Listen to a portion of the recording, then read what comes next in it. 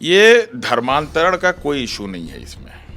अभी तक कोई भी एक ऐसा आदमी नहीं आया है सामने जिसने ये कहा हो कि मौलाना ने या उनके ग्रुप ने या उमर गौतम साहब ने धमकी दी हो, किसी तरह की लालच दी हो या डरा धमका के उनको मजहब तब्दील कराने के लिए किया हो। अभी जो उत्तर प्रदेश की सरकार है वो 5 साल का कोई रिपोर्ट कार्ड नहीं है उसके पास। जो वादे करके आई थी उन सारे वादों में वो पूरी तरह से नाकाम है। अभी उसको कोई ऐसा मुद्दा चाहिए जिसको लेकर हिंदू वोट को पोलराइज किया जा सके। हिंदू आबादी को मुसलमान कर दिया जाएगा और यहाँ पर ये लोग शरीयत को नाफिज कर देंगे। यानी हिंदुओं को, मेजॉरिटी को ये डराया जा रहा है कि आपके मजहब के खिलाफ, आपके मुल्क के खिलाफ, आपकी कौम के खिलाफ एक बहुत बड़ी साजिश थी जिसको हमने नाकाम कर दिया है और इसलिए आप हमको वोट दें। जो इनका इल्ज़ाम है 1.5 करोड़ रुपए आए, 4 करोड़ रुपए आए, हिंदू मजहब के मानने वाले इतने कमज़ोर नहीं हैं कि वो 2-4 करोड़ रुपए में आबादी का तनासुब बिगड़ जाएगा। यानी 80% मुसलमान हो जाएंगे और 20% हिंदू हो जाएंगे। तो ये कहीं ना कहीं एक साजिश के तहत हिंदुओं को वर्गलाया जा रहा है मुसलमानों के खिलाफ। नमस्कार, मैं जसीम उल हक, आप देख रहे हैं नेशनल दस्तक। पिछले दिनों यूपी से मौलाना कलीमुद्दीन सिद्दीकी को गिरफ्तार किया जाता है धर्म परिवर्तन के नाम पर, जबरन धर्म परिवर्तन के नाम पर। एटीएस के गिरफ्तार करने के बाद पूरे हिंदुस्तान की सियासत में एक खलबली मच जाती है। जितने भी मुस्लिम स्कॉलर्स हैं, मुस्लिम लीडर्स हैं, वो लोग अलग अलग इस पे अपना स्टेटमेंट देते हैं, लेकिन उत्तर प्रदेश के पुलिस के तरफ यानी एटीएस की तरफ से कोई इस तरह का कोई जवाब नहीं आता है जिसको एक लाइन में बोला जाए कि इस केस में अभी ये अपडेट है। इस मामले को, पूरे मामले को लेकर अभी हम बात करेंगे। अबू बकर सब्बाग साहब हमारे साथ हैं। ये सुप्रीम कोर्ट के वकील हैं। आप इनको देखते आ रहे होंगे, सुनते आ रहे होंगे। अगर आपको याद होगा, अलीगढ़ में वो 2 मुस्लिम नौजवान को जो गिरफ़्तार किया जाता है, 17 साल के बाद उनकी रिहाई होती है, फर्जी गिरफ्तारी साबित होने के बाद उनकी रिहाई होती है। उस केस को सब्बाग साहब देख रहे थे। अभी जो दिल्ली दंगा हुआ पिछले साल, आपको याद होगा, उसमें उसके बाद जो दिल्ली माइनॉरिटी कमीशन के फैक्ट फाइंडिंग टीम है, उसके ये मेंबर है, उसके ये हिस्सा है। इनको आप देखते आ रहे होंगे, सुनते आ रहे होंगे। पहले तो जानते हैं इस पूरे मामले को कि कलीमुद्दीन सिद्दीकी साहब के गिरफ्तारी के बाद अभी इस वक्त क्या मोड़ अभी ये आया है या इसमें क्या ताज़ा अपडेट है। वजह कि अभी बहुत सारे सवाल सोशल मीडिया पे आ रहे हैं या पॉलिटिकल लीडर्स के तरफ से आ रहे हैं, जिसके बाद जवाब नहीं है, किसी के पास ये जवाब नहीं है कि अभी इस केस में ताज़ा अपडेट क्या है। सब्बाग साहब, पहले तो बहुत शुक्रिया आपका नेशनल दस्तक पर। बहुत बहुत शुक्रिया। आप इस पूरे केस को देख रहे हैं। सबसे पहले ये बताएं कि उनकी गिरफ्तारी बहुत नाटकीय ढंग से होती है, मतलब 4 या 5 घंटे तक कोई पता नहीं होता है। पूरी रात तकरीबन 14 घंटे तक पता नहीं होता है। उसके बाद स्टेटमेंट आता है एटीएस का कि हमने उनको गिरफ्तार किया है, और घर वाले और जो एटीएस का है, दोनों का स्टेटमेंट में बहुत विरोधाभास है। ये क्या है पूरा मामला? कैसे उनकी गिरफ्तारी होती है और कैसे पकड़ के ले जाते हैं?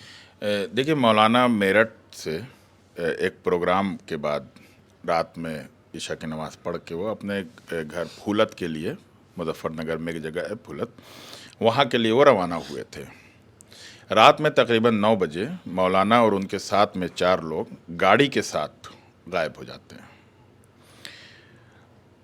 पूरी रात तलाश की जाती है, सारे मोबाइल नंबर स्विच ऑफ रहते हैं। बहुत कोशिश के बाद भी कोई सुराग नहीं लगता है। अगले दिन 11-12 बजे के दरमियान उत्तर प्रदेश पुलिस की जो एंटी टेररिस्ट स्क्वाड है, एटीएस, उसकी एक सनसनीखेज प्रेस नोट आता है 3 सफ़ात का, जो बहुत ही इनक्रिमिनेटिंग, कम्युनल, एंटी मुस्लिम अल्फाज उसमें जुमले इस्तेमाल किए जाते हैं। और उस प्रेस नोट के आने तक कहीं पर भी किसी को भी कोई खबर ना तो फैमिली को बताई जाती है, ना लोकल पुलिस स्टेशन में कोई एंट्री या कोई रिपोर्ट होती है, कोई इन्फॉर्मेशन होती है। और उस प्रेस नोट के बाद जब पूरा एक मीडिया ट्रायल शुरू होता है, वो मीडिया ट्रायल बेसिकली उसी स्क्रिप्ट पर होता है जो एटीएस उनको देती है वो। और ये उस प्रेस नोट में ही लिखा होता है कि उनको लखनऊ कोर्ट में पेश किया जा चुका है। उस खबर के बाद फिर जब तकरीबन 1 घंटे के बाद उनको लखनऊ कोर्ट में पेश किया जाता है और वहाँ पर 1.25 पेज की, यानी एक फुल पेज और दूसरे पेज पे 4-6 लाइन की एप्लीकेशन कोर्ट में दी जाती है, जिसमें उनके ऊपर इल्ज़ाम ये लगाए जाते हैं कि मदरसे चलाते थे, दावत का काम करते थे, इस्लाम का प्रचार प्रसार करते थे। जो लोग मज़हब तब्दील कर लेते थे उनके प्रमाण पत्र और जो अदर डॉक्यूमेंट्स होते हैं, लीगल डॉक्यूमेंट्स, वो बनवाते थे। और बाहर से, जिसमें सऊदी अरब, बहरीन, दुबई वगैरह से ये फंडिंग किया करते थे, वहाँ से इनको फंडिंग होती थी। ये जितने भी इल्ज़ामात हैं, इनमें कोई भी इल्ज़ाम गैर कानूनी नहीं है। हाँ, मदरसे कायम करना, right to establish religious institutions, वो हमारा कॉन्स्टिट्यूशन आर्टिकल 28 कहता है। अपने मज़हब को प्रोपेगेट करना, उसकी दावत देना, ये हमारा आर्टिकल 25 में कहता है। इस्लाम की खूबियाँ बयान करना, वो भी आर्टिकल 25 में आता है। धर्मांतरण करने वाले लोगों के डॉक्यूमेंट्स तैयार करना, ये लीगल रिक्वायरमेंट है। उसमें फैसिलिटेट करना या उसको करना या करवाना, ये कहीं से भी गैर कानूनी नहीं है। और कोई भी ऐसा इल्ज़ाम नहीं है उस पार्टिकुलर, उस एक एप्लीकेशन में जो अब तक मौलाना के ख़िलाफ़ कोर्ट में दाखिल की गई है। बाहर से जहाँ तक फंडिंग की बात है, मौलाना को FCRA हासिल था और FCRA की जो रिक्वायरमेंट है वो पूरी की जाती थी। चार्टर्ड अकाउंटेंट से उसकी ऑडिट है आज तक की। और अगर उसमें किसी भी तरह की कोई मिस अप्रोप्रिएशन या डिस्क्रिपेंसीज होती तो उसके लिए ED है, इनकम टैक्स डिपार्टमेंट है। नहीं सबाक साहब, ये तो इन्वेस्टिगेशन का हिस्सा है, वो लीगल मामला है, वो देखेंगे, उस पर सवाल है। सवाल ये है कि धर्म का प्रचार धर्म को अपनाने से लेके उसके प्रचार करने तक संविधान आज़ादी देता है इस चीज़ का, उस पर सवाल नहीं है। सवाल ये है कि ये जबरन धर्म परिवर्तन आखिर होता कैसे है, क्या ये मुमकिन है? देखिए, ये जो पूरा इल्ज़ाम है और जिस तरीके से ये इल्ज़ाम लगाया गया, इस पूरे खेल की शुरुआत हुई है धर्मांतरण को लेकर नया कानून बना और उसके तहत 3 महीने पहले मौलाना उमर गौतम साहब को और दीगर 9 लोगों को, उसमें अब तक टोटल 10 लोगों को गिरफ्तार किया गया, जिनके खिलाफ चार्जशीट आ चुकी है।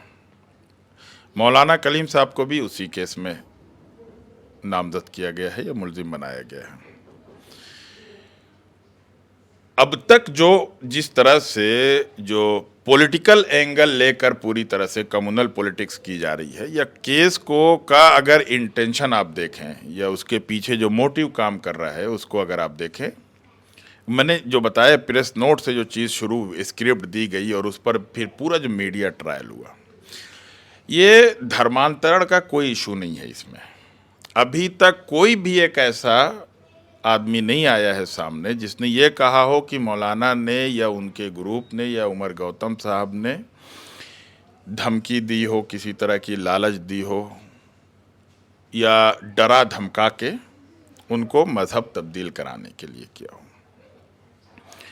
देखिए, इसके पीछे जो पूरा सिनेरियो है उसको समझने की ज़रूरत है। यूपी में इलेक्शन आने वाले हैं और इलेक्शन पिछले 5 साल में ये सरकार पूरी तरह से नाकाम रही। मैं पहले उसका लीगल एंगल बताना चाह रहा था, लेकिन आप उसका जो एक्चुअल बैकग्राउंड की तरफ आपने मुझे खींच लाए आप। तो अभी जो उत्तर प्रदेश की सरकार है वो 5 साल का कोई रिपोर्ट कार्ड नहीं है उसके पास। जो वादे करके आई थी उन सारे वादों में वो पूरी तरह से नाकाम है। अभी उसको कोई ऐसा मुद्दा चाहिए जिसको लेकर हिंदू वोट को पोलराइज किया जा सके, और वो करने के लिए जो पहले राम मंदिर का मुद्दा था या ट्रिपल तलाक का मुद्दा था या जो भी मुद्दे ये लोग इस्तेमाल करते थे, अफजल गुरु वगैरह का मुद्दा जो बीजेपी का रहा है, वो सारी चीज़ें ख़त्म हो चुकी हैं इस वक्त। अब ये एक नया उनको मुद्दा चाहिए था, और वो इस तरह से पेश कर रहे हैं कि हिंदू आबादी को मुसलमान कर दिया जाएगा और यहाँ पर ये लोग शरीयत को नाफिज कर देंगे। यानी हिंदुओं को, मेजॉरिटी को ये डराया जा रहा है कि आपके मज़हब के ख़िलाफ़, आपके मुल्क के ख़िलाफ़, आपकी कौम के ख़िलाफ़ एक बहुत बड़ी साजिश थी जिसको हमने नाकाम कर दिया है, और इसलिए आप हमको वोट दें। और हिंदू इतना बेवकूफ़ नहीं है।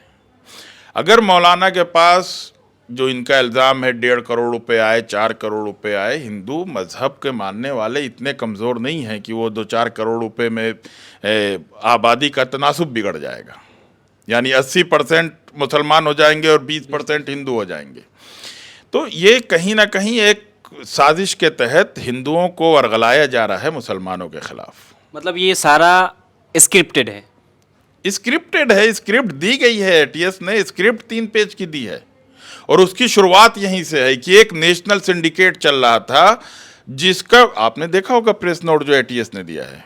बिल्कुल बिल्कुल। और उस प्रेस नोट के जो ऊपर जो 2-3 लाइन जो थोड़ा सा बोल्ड उसमें है, लेटर्स में, उसमें क्या है कि हिंदुओं के खिलाफ जो साजिश थी, धर्मांतरण का एक बहुत बड़ा सिंडिकेट था, उस पूरे सिंडिकेट को नाकाम कर दिया गया।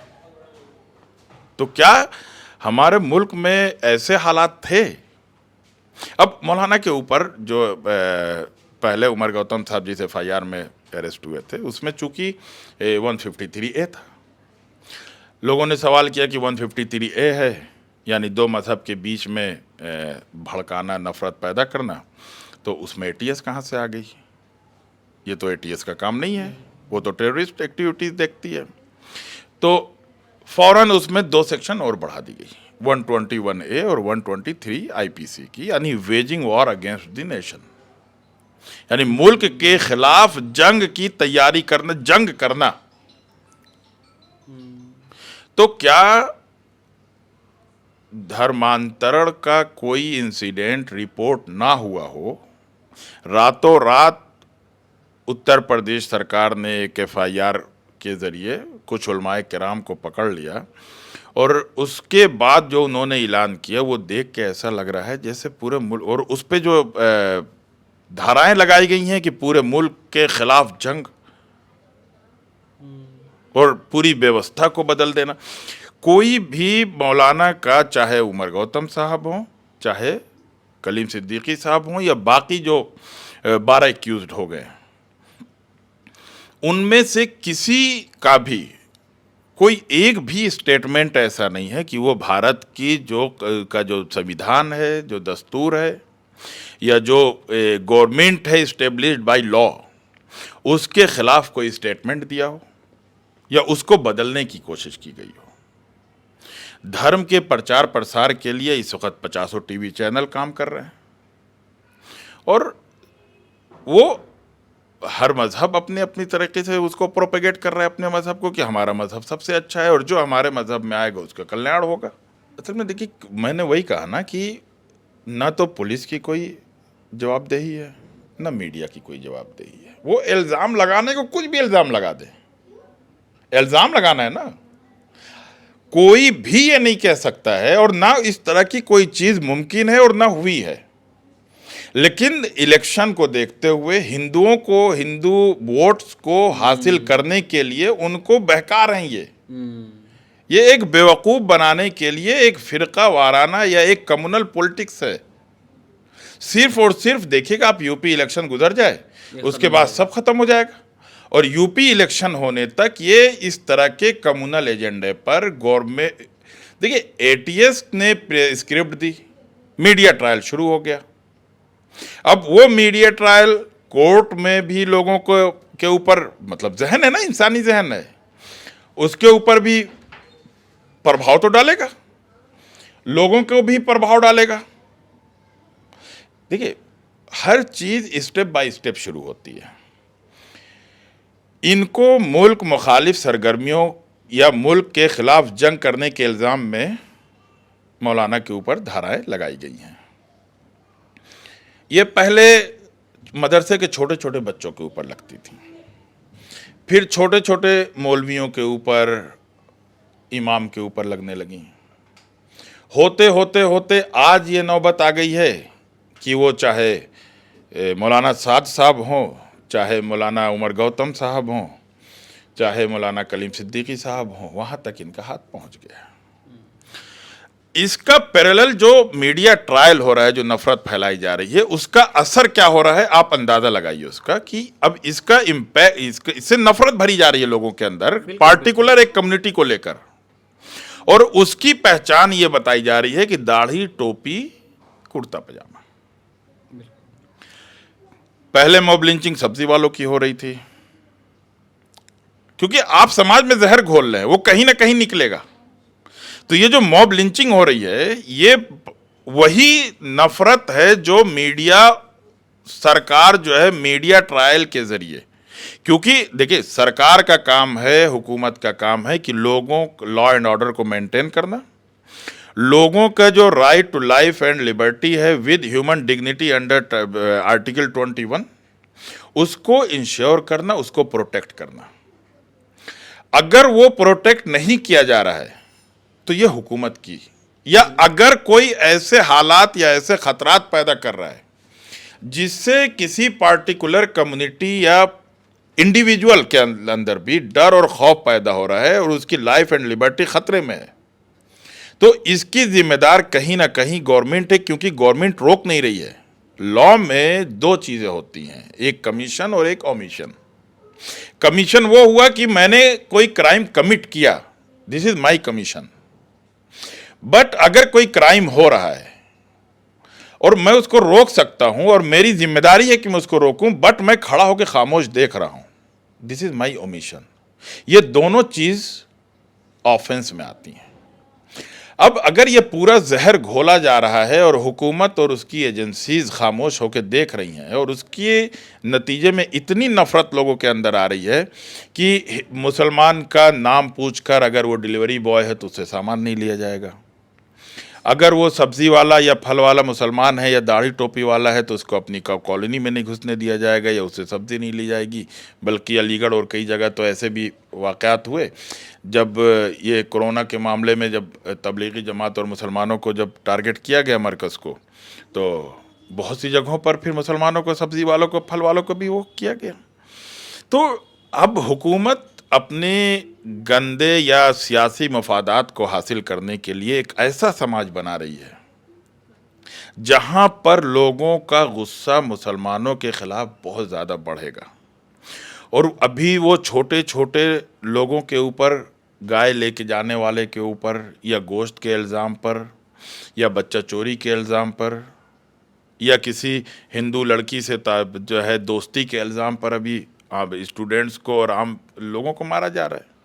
ये नफ़रत जब बढ़ेगी तो जिस तरह से टेरर का लॉज का, या जो हमारे स्ट्रिंजेंट लॉ जो हैं, काले कानून, उसका जिस तरह से इस्तेमाल धीरे धीरे शिकार बड़ा होता गया, तो कहीं ना कहीं ये ख़तरा है।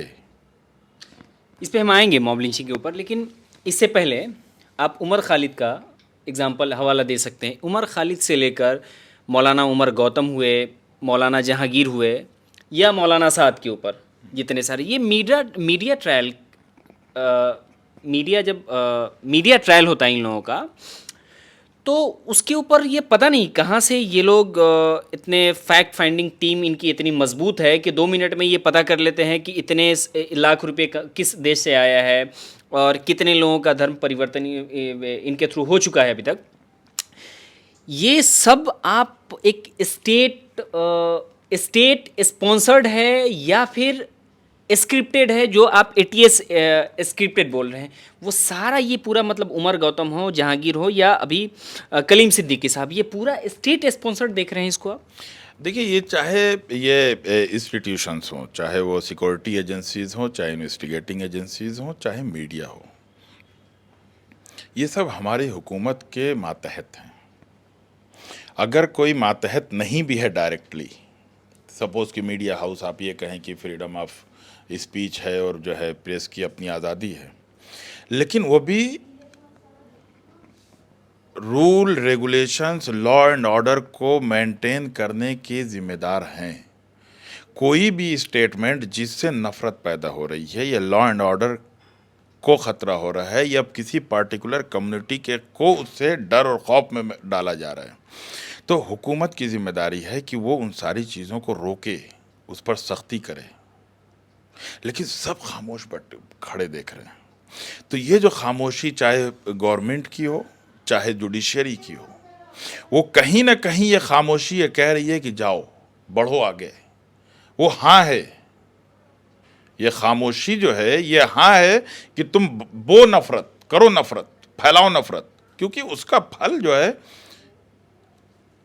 किसको मिल रहा है और फायदा किसको मिल रहा है, वो सारी चीज़ें तो समझदार हैं हम सब लोग। पिछले 2 हफ्ते में तकरीबन 40 से ज़्यादा दलित और मुसलमानों की मॉब लिंचिंग होती है। आने वाले वक्त में लगभग 5 स्टेट में विधानसभा का चुनाव है। ये मीडिया ट्रायल का नतीजा आप देख रहे हैं या फिर इलेक्शन की तैयारी है ये?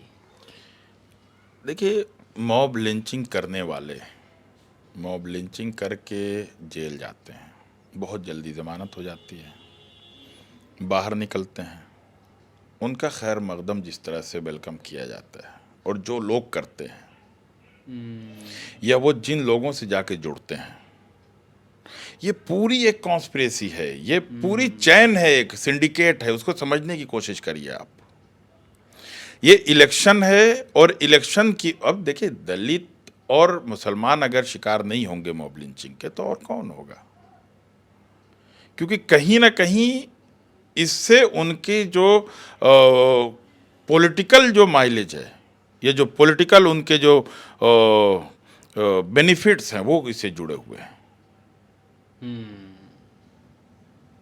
तो ये सिर्फ और सिर्फ एक सियासी खेल है। इस वक्त अभी मुसलमानों को के सामने सबसे बड़ा चैलेंज जो है वो सियासी लीडरशिप को लेकर है। ओवैसी साहब विकल्प के तौर पे देखे जा सकते हैं या देखे जा रहे हैं, ये एक बहस का हिस्सा हो सकता है। उसके अलावा मॉब लिंचिंग को लेकर है, ये 2 बड़ा चैलेंज है। एक तरफ न सिर्फ मुसलमानों के सामने, बल्कि एक मैं कहूँ कि वो तबका जो दलित हो या मुसलमान हो, इन दोनों के सामने सबसे बड़ा चैलेंज इस वक्त लीडरशिप का है। सिस्टम में इन लोगों की जो मौजूदगी है वो बहुत कम है। लगभग 2.5 के आसपास मुसलमानों की आबादी है सिस्टम में, जबकि अगर जेल में बात करें, हॉस्पिटल में बात करें तो 27.5% है इनकी हिस्सेदारी, मतलब आउट ऑफ 100 में, जबकि इनकी आबादी टोटल 25 या 20% है मुसलमानों की आबादी। इसको कैसे बेहतर किया जा सकता है? और जो इस वक्त अभी सामने सबसे बड़ा चैलेंज मॉब लिंचिंग को है, क्या एक दूसरे से जोड़कर आप देख पा रहे हैं इसको, या सॉल्यूशन क्या है, रास्ता क्या है? देखिए, मॉब लिंचिंग का असर पूरी मुस्लिम कम्युनिटी पे बहुत बुरा है। एक डर और खौफ पैदा किया जा रहा है और यकीनन इन हालात में पूरी कम्युनिटी को एक लीडरशिप, चूँकि ये पूरा पॉलिटिकल मसला है और इसका सॉल्यूशन भी पॉलिटिकल है। कानूनी इसलिए नहीं है अब तक क्योंकि अब तक जितने भी कानून हैं जो इस्तेमाल हो रहे हैं, जो प्रोविज़न्स लीगल, वो हमारे इंडियन पैनल कोड के हैं और अब तक पूरे इंडियन पैनल कोड में या 1-2 स्टेट के कानून अगर छोड़ दिए जाएं तो कहीं पर भी मॉब लिंचिंग वर्ड भी नहीं है, मतलब लॉ में यूज़ ही नहीं हुआ है। पहली बार 2017 में जब राज्यसभा मेंबर और senior advocate Rajya Sabha member KTS तुलसी साहब ने बिल प्रपोज किया था राज्यसभा में, जिस पे अभी तक कोई वो नहीं हुआ है। अगर मॉब लिंचिंग के पूरे इशू पर अगर देखा जाए तो तहसीन पूनावाला का जो कंट्रीब्यूशन है कि वो सुप्रीम कोर्ट गए और सुप्रीम कोर्ट से उन्होंने एक जजमेंट लेके आए वो, जिसमें गाइडलाइंस हैं, और उन गाइडलाइंस में भी, और जो एक स्पेशल कानून बनाने के लिए जो सुप्रीम कोर्ट ने कहा 2018 में 3 जजेस की बेंच थी, दीपक मिश्रा साहब CJI थे, तो उस पर कानून अभी तक मणिपुर में बना और वेस्ट बंगाल में बना। कुछ हल्के से प्रोविजंस लेकर राजस्थान ने बहुत वीक बिल जो है वो पास किया। उसमें सबसे इंपॉर्टेंट चीज़ जो है वो यही है कि एक तो प्रोटेक्शन, दूसरा जो पुलिस ऑफिसर्स हैं उनकी रिस्पॉन्सिबिलिटी, उनकी अकाउंटेबिलिटी तय होनी चाहिए। अगर वो लॉ एंड ऑर्डर को मेंटेन करने में फेल होते हैं, अगर वो प्रोटेक्शन देने में फेल होते हैं, तो उनके खिलाफ प्रोसिक्यूशन, उनके खिलाफ जो है सज़ा का बाकायदा उसमें प्रोविज़न है। तो कानूनी उसमें हम अभी मॉब लिंचिंग को लेकर बहुत इनिशियल स्टेज पर हैं, बहुत कुछ काम करना बाकी है, जिस पर अभी कोई ख़ास काम नहीं हो रहा है। वो ख़ास काम करने के लिए एक पॉलिटिकल मोबिलाइजेशन की ज़रूरत है। ओवैसी साहब जो इस वक्त मुस्लिम कम्युनिटी या ख़ास तौर से यूथ जो हैं उनके लिए जो उम्मीद है, उसकी वजह यही है कि मुसलमान जिस पार्टी में भी जाते हैं वो उस पार्टी की पॉलिसी के मातहत हो जाते हैं। एक मुस्लिम MP जो UAPA को लेकर पूरे हिंदुस्तान में उन्होंने बहुत से प्रोग्राम किए, लेकिन जब UAPA पर अमेंडमेंट जब पेश हो रहे थे तो उन्होंने वॉकआउट कर दिया। ट्रिपल तलाक को लेकर मौलाना MP साहब ने वॉकआउट कर दिया, उन्होंने कुछ बात नहीं, बाद में ये कहा कि मैं पार्टी के दबाव में मैं कुछ नहीं बोल पाया या कुछ नहीं कर पाया। मुजफ्फरनगर में जिस वक्त मुसलमानों के खिलाफ दंगे हो रहे थे उस वक्त कितने MP MLA थे समाजवादी पार्टी में, किसी ने आवाज़ नहीं उठाई। तो सिर्फ और सिर्फ मुस्लिम इश्यूज़ पर चूँकि ओवैसी साहब बोलते हैं, तो इसलिए इस वक्त ओवैसी साहब की तरफ लोग उम्मीद की निगाहों से देखते हैं।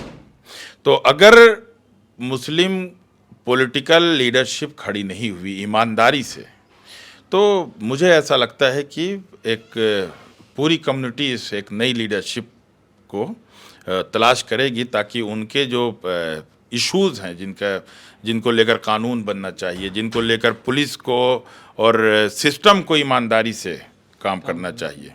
एटलीस्ट हाउस में, चाहे वो असेंबली हाउसेज हों स्टेट के, चाहे वो सुप्रीम को वो पार्लियामेंट हो, पार्लियामेंट में भी आवाज़ उठाने वाले ईमानदार मुस्लिम लीडर होने चाहिए, जो एटलीस्ट प्रॉब्लम्स को वहाँ पर रखें ताकि सॉल्यूशन पर डिस्कशन हो सके।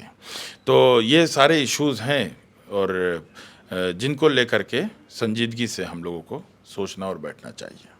ये थे हमारे साथ अभी अबू बकर सब्बाक साहब, जो मशहूर क्रिमिनल लॉयर हैं, सुप्रीम कोर्ट के वकील हैं। इनको आप देखते और सुनते आ रहे होंगे। अगर उर्दू पढ़ते हैं तो अक्सर इनके कॉलम पढ़ते होंगे आलमी सहारा, मतलब सहारा में। देखिए, कुछ बातों को जानना ज़रूरी है। आप किसी भी लीडर को मानते हैं, मानने की आज़ादी है आपको, किसी को भी फॉलो कीजिए, आप किसी को भी अपनाइए, किसी को भी अपना आइडियल बनाइए, लेकिन कुछ बातों को समझिए। हिंदू मुस्लिम का जहाँ पे इशू बनाया जाता है वहाँ पे ये सारे लीडर, ये सारे नेता आके सियासत करते हैं, लेकिन जब आपके इश्यूज़ पे जब बात आती है, जब दलितों पे बात आती है, जब उनके मुसलमान या दलित के रिजर्वेशन की बात आती है, तो ये सारे हिंदू मुसलमान इश्यूज़ पे बात करने वाले ये या तो पार्लियामेंट से वॉकआउट करते हैं या बाहर रहते तो खामोशी छा जाती है। कन्हैया कुमार कांग्रेस का दामन थामते हैं, जिग्नेश मेवानी उनके साथ आते हैं, उससे पहले हार्दिक पटेल जाते हैं, उससे पहले संदीप जाते हैं। ये सारे नाम जो मैंने बताए अभी, ये सारा का सारा वो लीडर, वो चेहरा, वो नौजवान चेहरा है जो कहीं ना कहीं दलित और मुस्लिम हिंदू सियासत पे बहुत बोला है या बोलता आ रहा है। आज कन्हैया कुमार एक भूमियार होने की वजह से वो बड़ा नेता बनते हैं या कांग्रेस में जाते हैं, और एक मुसलमान उमर खालिद, वही केस, वही यूनिवर्सिटी, वही चेहरा, वही इश्यूज, लेकिन वो आज जेल में है। और दूसरा कन्हैया कुमार आज नेता बनते हैं। आप समझिए इन सब चीजों को, इस पूरे खेल को समझिए। हम ये नहीं कह रहे हैं कि आप किसी को मानिए नहीं, कन्हैया कुमार की आइडियोलॉजी गलत है या सही है, ये मैं नहीं बता रहा हूं, ये हम तय नहीं कर रहे हैं, लेकिन आपको समझना पड़ेगा कि आपकी जो लड़ाई है, आपकी इश्यूज हैं, वो वहीं पे रहते हैं, और आपकी इस लड़ाई और इश्यूज से कोई नेता, कोई चेहरा उभरता है, कोई नेता बनता है, और वो विधानसभा और पार्लियामेंट में होता है, और आपकी इश्यूज और आपके वो सारे मसले वहीं पे रहते हैं। इसलिए आप अपनी लड़ाई के लिए खुद आगे बढ़िए, अपने बच्चों को पढ़ाइए, अपने बच्चों को सिस्टम का हिस्सा बनाइए, क्योंकि बिना सिस्टम में आए हुए आपका कोई भला नहीं कर सकता। ये सारे चेहरे, ये सारे नेता जिनको आप अपना मानते हैं, ये वैसे ही सियासत करेंगे, वैसे ही चेहरा बनेंगे, और आपके इश्यूज, आपके मसाइल वहीं पर रहेंगे। इसलिए आपको समझना होगा, उससे पहले कि देर हो जाए, आप समझ जाइए इस पूरे खेल को। कैमरामैन मोहम्मद फैसल के साथ मैं जसीमुल हक, नेशनल दस्तक, दिल्ली। नेशनल दस्तक की आपसे गुजारिश है कि अगर इसको बचाना चाहते हैं तो नेशनल दस्तक को सब्सक्राइब करने के लिए रेड कलर के सब्सक्राइब बटन को दबाएं, फिर बेल आइकन की घंटी दबाएं। नेशनल दस्तक को बचाने के लिए बहुत जरूरी है कि हर खबर को शेयर करें, लाइक करें, कमेंट जरूर करें।